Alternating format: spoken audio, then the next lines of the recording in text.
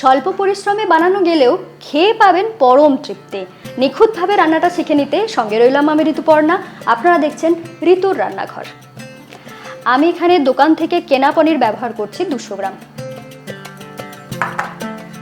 প্রথমেই দেখিয়ে দেব পনিরের পিসগুলো ঠিক কিরকম হবে। প্রথমে হাফ করে কেটে নিলাম, এরপরে এই দিকের যে সাইডটা রয়েছে সেটাকেও হাফ করে কেটে নিচ্ছি, আর এদিকে হাফ করে কেটে নিচ্ছি। দেখুন এইভাবে যদি কাটেন তাহলে কিন্তু প্রত্যেকটা সমান মাপের হবে। এরপরে এইভাবে মাঝ বরাবর কেটে নিচ্ছি। দেখুন একটু বড় রেখে আমি পিসগুলোকে বানিয়েছি। দেখতেই পেয়েছেন যে আমি গরম জল নিয়ে এসেছি, সাথে দিয়ে দিচ্ছি 1 চা চামচ নুন।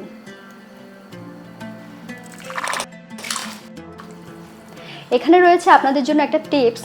এইভাবে যদি গরম জলের সাথে সামান্য একটু নুন দিয়ে পনিরটাকে ভিজিয়ে রাখেন তাহলে পনিরটা হবে সাদা ধবধবে এবং নরম তুলতুলে। কিছুক্ষণ ভিজে থাকার পরেই দেখুন কতটা সুন্দর নরম হয়েছে।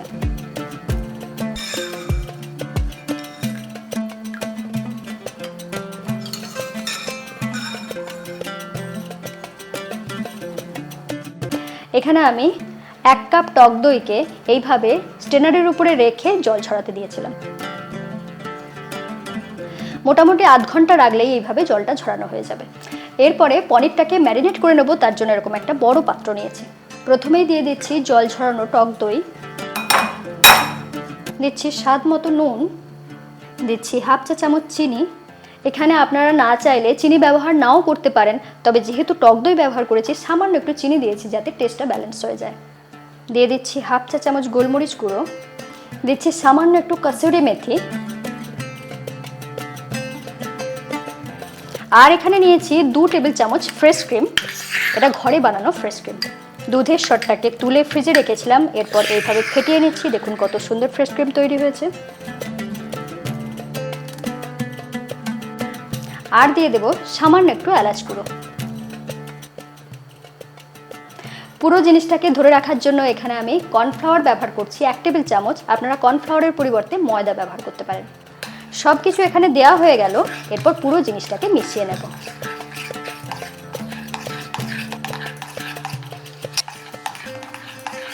যারা লেবুর গন্ধ ভালোবাসেন তারা কিন্তু এখানে কয়েক ড্রপ লেবুর রসও ব্যবহার করতে পারেন।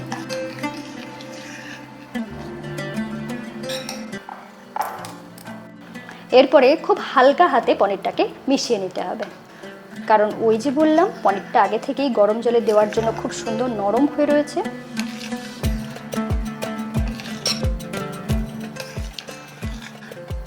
এইভাবে মশলা মাখিয়ে এটাকে 20 মিনিটের জন্য রেস্টে রেখে দেব। এরই মধ্যে গ্রেভির জন্য মশলাটা বানিয়ে নেব। তার জন্য নিয়েছি 10-12টার মতন কাজু, আর নিয়েছি 1 টেবিল চামচ চার মগজ, কিছুটা আদা কুচি, আর 2টো কাঁচা লঙ্কাকে কুচি করে নিয়েছি। প্রথমেই একটা প্যান বসিয়ে নিচ্ছি, দিয়ে দিচ্ছি 1 চা চামচ ঘি। ঘি যখন হালকা গরম হয়ে গিয়েছে একে একে মশলাগুলো দিয়ে দেবো। প্রথমেই দিয়ে দিচ্ছি আদা,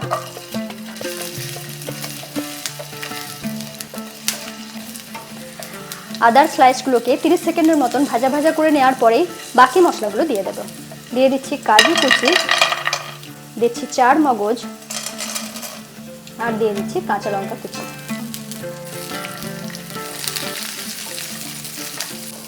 এরপরে একদম লো ফ্লেমে রেখে এটাকে হালকা করে ভেজে নেব। দেখুন হালকা লালচে করে যখন ভাজা হয়ে গিয়েছে ঠিক সেই সময় দিয়ে দেব সামান্য একটু জল।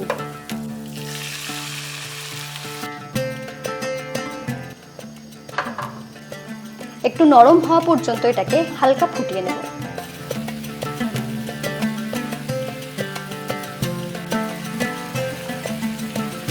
2 থেকে আড়াই মিনিট এটাকে সিদ্ধ করে নিয়েছি, এরপর ঠান্ডা করে বেটে নেব। এখন মশলাটা পুরোপুরি ঠান্ডা হয়ে গিয়েছে, এরপর বেটে নিচ্ছি।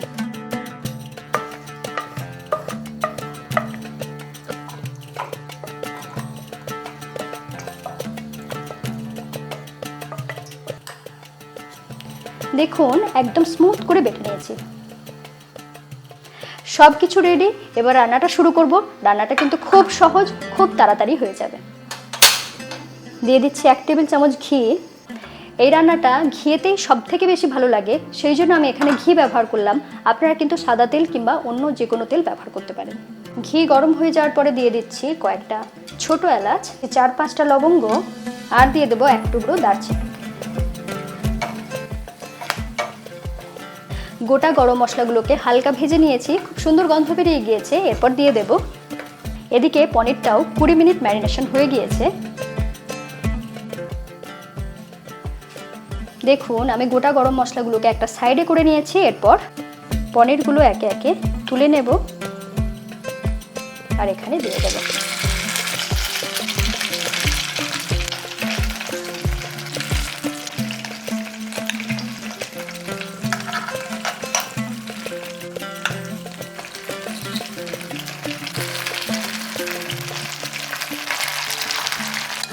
এই যে মশলাটা রয়ে গেল, এটা গ্রেভি বানানোর সময় ব্যবহার করে নেব। এখানে রয়েছে আপনাদের জন্য একটা গুরুত্বপূর্ণ টিপস। এই সময় যে পনিরটা আমি ভাজবো সেটা একদম লো ফ্লেমে রেখে ভাজতে হবে, না হলে খুব তাড়াতাড়ি এটা লাল হয়ে নিচেটা পুড়ে যাবে।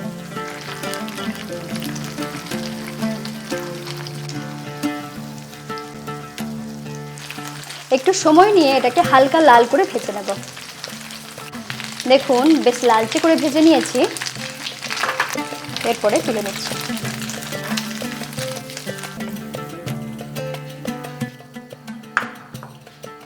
এরপরে দিয়ে দিচ্ছি বেটে রাখা মশলা।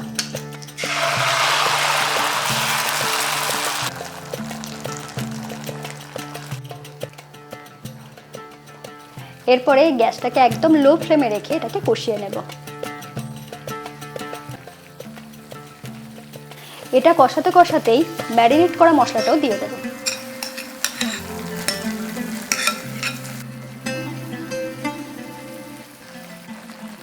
আস্তে আস্তে দেখুন কষাতে কষাতে কত সুন্দরভাবে তেলটা রিলিজ হয়ে আসছে। ঠিক এই সময় দিয়ে দেবো স্বাদ মতো নুন, দিচ্ছি সামান্য একটু চিনি, দিচ্ছি সামান্য একটু গোলমরিচ গুঁড়ো।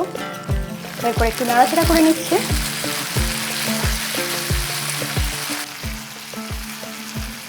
মশলা বেশ ভালো মতন কষানো হয়ে গিয়েছে। এরপর দিয়ে দিচ্ছি গ্রেভির জন্য 1 কাপ জল। আমি এখানে মশলা ধোয়া জল ব্যবহার করছি।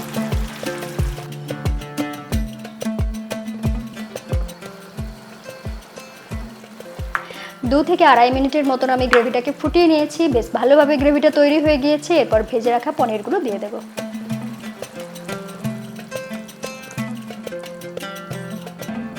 পনির দেওয়ার পরেই দিয়ে দিচ্ছি ফ্রেশ ধনেপাতা কুচি।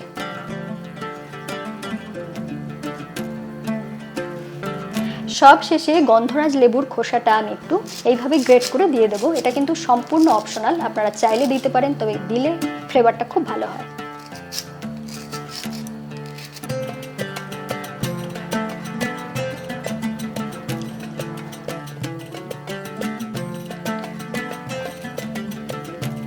অসাধারণ হয়েছে। উপবাসের দিন এলেই সবার আগে একটা জিনিসের কথাই মনে আসে, সেটা হলো সাবুদানা। সেই সাবুদানা দিয়ে লুচি পরোটা তো বানিয়েই থাকি, কিন্তু আজ বানাবো সম্পূর্ণ নিরামিষ ভিন্ন স্বাদের অসম্ভব লোভনীয় একটা পদ। আমি এখানে 1/2 কাপ সাবুদানা নিয়েছি।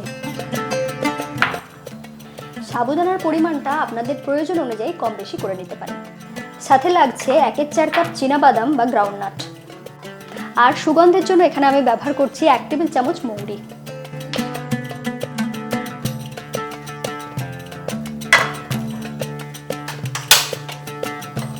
প্রথমেই সাবুদানাটাকে একটু রোস্ট করে নেব যাতে বাটতে সুবিধা হয়।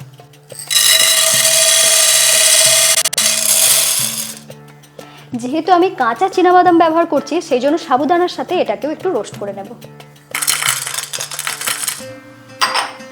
সাথে সাথেই দিয়ে দিচ্ছি মৌরি।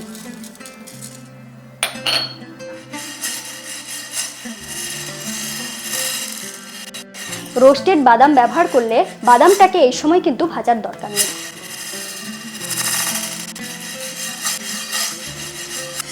2.5 থেকে 3 মিনিট এটাকে শুকনো এইভাবে ভেজে নিয়েছি। এরপর ঠান্ডা করে বেটে নেব।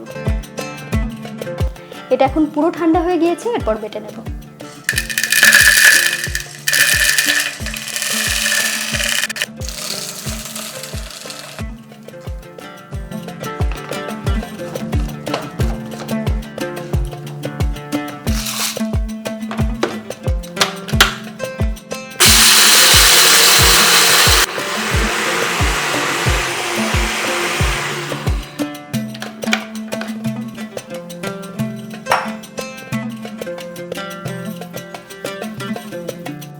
একবার আপনাদের দেখিয়ে দিই কতটা মিহি করে গুঁড়ো করতে হবে।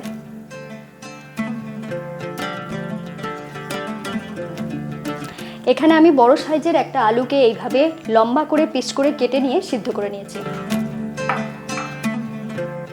এইভাবে কেটে নিয়েছিলাম যাতে আলুটা খুব তাড়াতাড়ি সিদ্ধ হয়ে যায়, আর জলটাকে কিন্তু পুরো ঝরিয়ে নিয়েছি। এরকম একটা কুড়ুনি নিয়ে এসেছি, আলুটাকে কুড়িয়ে এর সাথে দিয়ে দেব।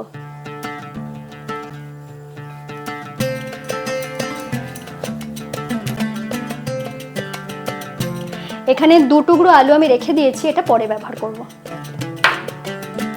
এর সাথে মিশিয়ে দেব কিছু মশলা। প্রথমে দিয়ে দিচ্ছি হিং, সামান্য একটু হিং ব্যবহার করছি। দিয়ে দিচ্ছি গোলমরিচ গুঁড়ো, সামান্য একটু কাঁচা লঙ্কা কুচি, আর যে সমস্ত মশলা রেগুলার আমরা ব্যবহার করি সেই মশলাগুলো একে একে দিয়ে দেব। দিচ্ছি হাফ চা চামচ ধনে গুঁড়ো, হাফ চা চামচ জিরে গুঁড়ো। এখানে আমি হলুদ ব্যবহার করব না, শুধুমাত্র রঙটা ভালো হওয়ার জন্য দিয়ে দিচ্ছি সামান্য একটু কাশ্মীরি লঙ্কার গুঁড়ো। দিয়ে দিচ্ছি স্বাদ মতো নুন। চিনি এখানে নাও দিতে পারেন, তবে আমি এখানে হাফ চা চামচের মতন চিনি ব্যবহার করছি। হাফ চা চামচ আদা বাটা। টেস্টটাকে একটু বাড়িয়ে নেওয়ার জন্য এখানে আমি ব্যবহার করছি 2 টেবিল চামচ কোরানো নারকেল। আর দিয়ে দেব সামান্য একটু ধনেপাতা কুচি।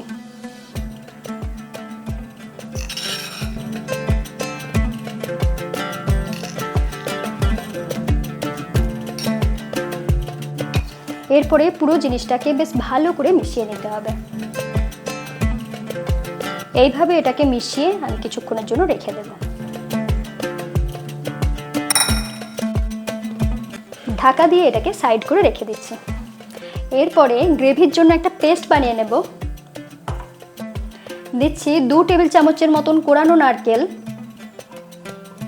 দিচ্ছি একটা কাঁচা লঙ্কা, সাথে দিয়ে দিচ্ছি ডাঁটা সহ ফ্রেশ ধনেপাতা। এরপরে সামান্য জল দিয়ে এটাকে বেটে নেব।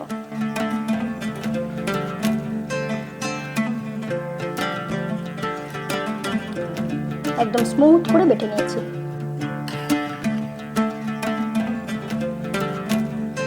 এই যে পেস্টটা বানালাম, এই মশলা দিয়ে কখনো গ্রেভি বানিয়ে দেখবেন, সত্যিই খুব ভালো হয় খেতে। আর এখানে লাগছে হাফ কাপ টক দই। টক দই যাতে ফেটে না যায় সেজন্য এখানে একটা প্রিকশন নিয়ে নেব। দিয়ে দিচ্ছি 1 চা চামচ ধনে গুঁড়ো, দিচ্ছি 1 চা চামচ জিরে গুঁড়ো, আর দিয়ে দেব 1 চা চামচ চিনি। এরপরে আর কিছুই না, এটাকে বেশ ভালো করে ফেটিয়ে নিতে হবে যাতে দইটা কোনোভাবেই ফেটে যাওয়ার সম্ভাবনা না থাকে। দইয়ের সাথে মশলাগুলোকে এইভাবে যদি মিশিয়ে নেই তাহলে মশলাটা কিন্তু বাটা মশলার মতন অনেকটাই হয়ে যায়। দেখুন একদম মোলায়েম করে ফেটিয়ে নিয়েছি। গ্রেভির জন্য মশলাগুলো বানিয়ে নিয়েছি, এদিকে এই মিশ্রণটাকে বানিয়ে নেব। সব শেষে এখানে 2টো জিনিস মিশিয়ে দেব। দিচ্ছি সামান্য একটু এলাচ গুঁড়ো। আমি এখানে বলবো আপনারা এলাচ গুঁড়োটাই ব্যবহার করবেন, গরম মশলা ব্যবহার করবেন না, এতে টেস্টটা অনেক বেশি ভালো হবে। আর দিয়ে দেব 1 চা চামচ তেল। আপনারা এখানে সাদা তেল কিংবা ঘি ব্যবহার করতে পারেন। এরপর হাতে করে এইভাবে মেখে নেব। দেখতে দেখতে দেখুন খুব সুন্দরভাবে এটাকে মাখা হয়ে গিয়েছে। এরপর ছোট ছোট বল বানিয়ে নেব। এরকম ছোট করে ডোটা নিয়ে নিচ্ছি। প্রথমে হাতে করে এইভাবে পাকিয়ে নিচ্ছি, একটু লম্বাটে শেপ দিয়ে নিচ্ছি। নেওয়ার পরে এরকম করে নেওয়ার পরে মাঝখানে আমি আঙুলটা ঢুকিয়ে নিচ্ছি। নেওয়ার পরে এইভাবে বাঁ হাতে করে এটাকে প্রেস করতে থাকছি। একটু চাপ দিয়ে দিয়ে এইভাবে ঘোরালেই খুব সুন্দরভাবে একটা প্যাটার্ন তৈরি হয়ে যাবে।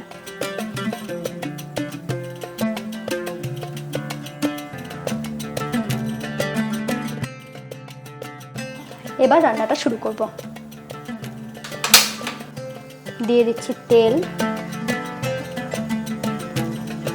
তেল বেশ ভালো করে গরম হয়ে গিয়েছে। এরপর এগুলো একে একে ছেড়ে দেব।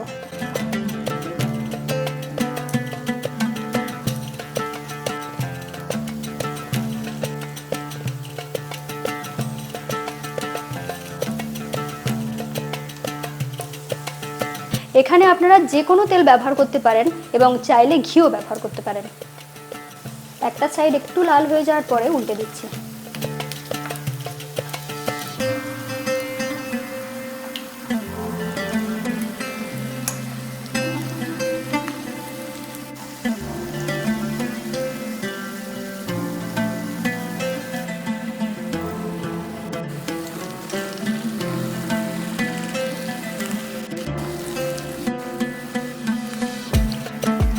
খুব বেশি লাল করে আমি ভাজছি না, আপনারা চাইলে আরেকটু বেশি লাল করে ভেজে নিতে পারেন কিংবা ডিপ ফ্রাইও করে নিতে পারেন।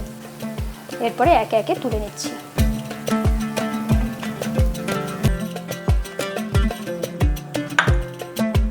ওই তেলেতেই ফোড়নে দিয়ে দিচ্ছি হাফ চা চামচ গোটা জিরে, দিয়ে দিচ্ছি 5-6টার মতন লবঙ্গ, দিচ্ছি একটা তেজপাতা, একটু নাড়াচাড়া করে নিলাম। এরপরেই দিয়ে দিচ্ছি স্বাদ মতো নুন, তারপরেই দিয়ে দিচ্ছি 1 টেবিল চামচ আদা বাটা। লক্ষ্য করে দেখবেন নুনটা দেওয়ার পরে যদি আদা বাটা দেওয়া হয় তেল ছিটকানোটা কিন্তু অনেকটাই কম হয়। আদাটাকে আমি লো ফ্লেমে রেখে 30 সেকেন্ডের মতন ভেজে নিয়েছি। এরপর এখানে দিয়ে দেব যে দুটো আলুকে আমি বাঁচিয়ে রেখেছিলাম, সেই দুটো আলুকে গ্রেট করে এখানে ব্যবহার করব।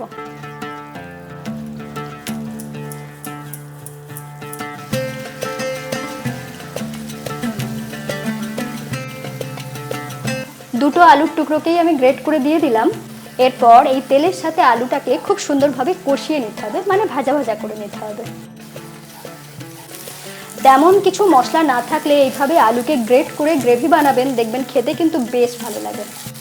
দেখতে দেখতে দেখুন আলুটা ভাজা ভাজা হয়ে গিয়ে তেল ছাড়া হয়ে গিয়েছে। এরপর এখানে দিয়ে দেব দইয়ের মিশ্রণটা।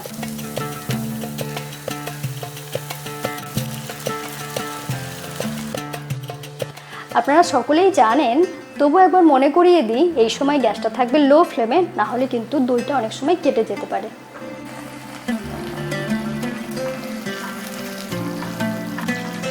দইটাকে ততক্ষণ পর্যন্তই কষাবেন যতক্ষণ না পর্যন্ত এত সুন্দরভাবে ওপরে তেলটা উঠে আসে।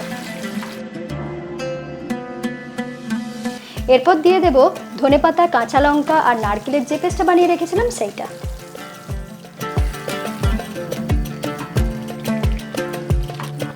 1 থেকে 1.5 মিনিট এটাকে একটু নাড়াচাড়া করে নিয়েছি। এরপর দিয়ে দেব গ্রেভির জন্য জল।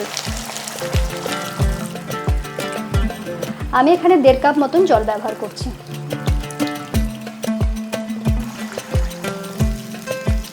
গ্রেভিটা বেশ ভালো করে ফুটে উঠেছে। এরপর দিয়ে দেব ভেজে রাখা এইগুলো।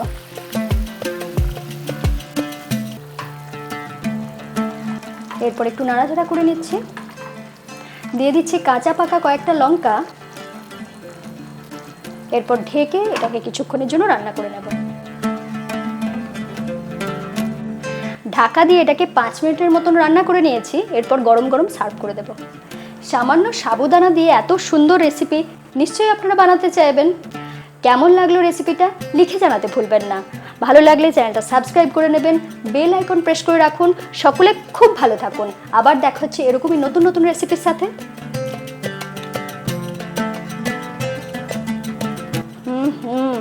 অপূর্ব স্বাদ।